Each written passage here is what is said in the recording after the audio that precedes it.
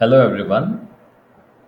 The article that I'm going to talk about is Changing Facets of the Indian News Media Business Models.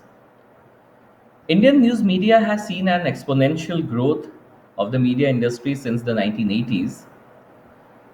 Buckling the global trends of degrowth, print media in India has continued to grow. However, it wasn't a linear progression of growth for the print media. The 90s saw major shifts with a model of development that saw the greater integration of Indian economy into global capitalism. The role of a welfare state saw a retreat, and the ideas of neoliberalism, growth, derision of state subsidies slowly became mainstream. The Indian media became a key convener of these new ideas.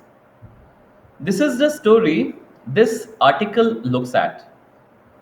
As consumers and readers, we saw the glossy new publications, the smart advertising, page 3, and the rise of celebrity culture. Media was refashioned as a site of entertainment rather than that investigation and questioning. What we knew less of us was the story that was taking place in the backstage. And that is what was the new business model that redefined media in India. So the article is divided into two parts.